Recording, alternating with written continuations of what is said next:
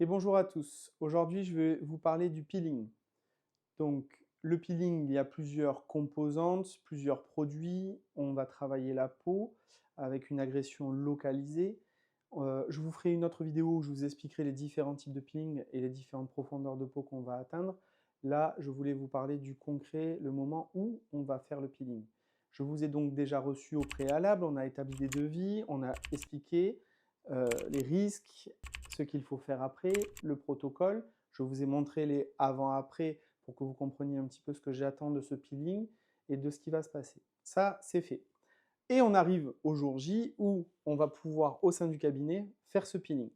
Donc, pour ça, vous venez être installé ici, on vous met un bandeau et on va commencer par vous démaquiller, passer un coup d'alcool. Ensuite, on va préparer la peau en nettoyage un peu plus en profondeur avec de l'acétone médical et de l'alcool à 90 sur un passage, ce qui va nous permettre de dégraisser la peau au complet. La peau doit être travaillée avant la pose du peeling. Ensuite, on va venir à la paillasse. Vous êtes toujours installé et on va préparer le peeling.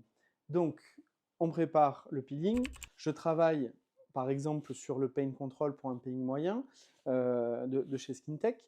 Je vais préparer le peeling à l'aide d'une seringue parce qu'on est au millilitre. C'est comme une recette. Vous cuisinez, moi je cuisine aussi. On va devoir mélanger plusieurs produits chimiques et ça doit être d'une précision redoutable. Il n'y a pas de marge d'erreur, je pense.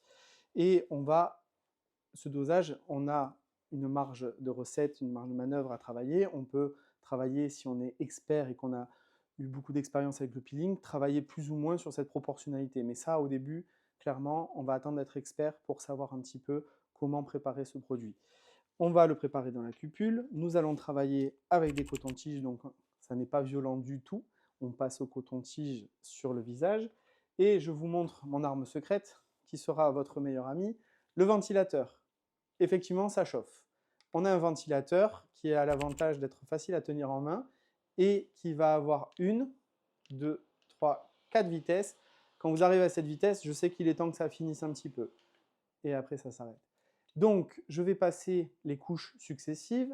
Pendant ce temps, vous êtes bien au frais et on va travailler là-dessus sur un, deux, rarement trois passages, mais c'est en fonction de la peau, de comment ça réagit.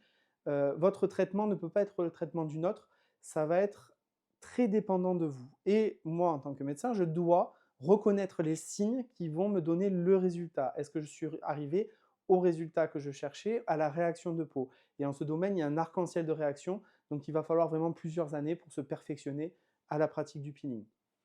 Ensuite, là, pour vous, ça chauffe. La montée, ça chauffe, ça chauffe, ça chauffe, ça chauffe, jusqu'au moment où vous vous dites, mais c'est pas possible, ça freinera jamais. Je compare souvent ça à une moto lancée à 180, le feu rouge, vous êtes passager arrière, vous dites, ça freinera jamais, parce que vous ne connaissez pas. En fait, il va freiner à temps et tout ira bien.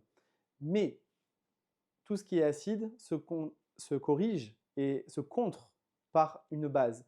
Donc, on va appliquer une crème qui va permettre d'arrêter les effets du peeling, enlever la chauffe. Et en général, quand je passe la crème, dans les 20 secondes qui suivent, vous me faites un grand « Ah, ça va mieux, docteur ».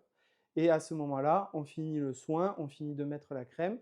Petite chauffe résiduelle, mais rien de bien incroyable, tout à fait vivable. Le contraste est agréable en plus et vous êtes refroidi par le ventilateur. Donc, on va pouvoir travailler le peeling au cabinet tranquillement et l'après est tout aussi important que le soin et le traitement. Après, il va nous falloir à peu près 10-15 minutes pour réappliquer la crème, une autre crème plusieurs fois. En général, c'est le moment où on me propose une petite boisson, on vous surveille en salle d'attente. Et seulement quand tout va bien et que vous avez récupéré de vos émotions, vous pourrez y aller.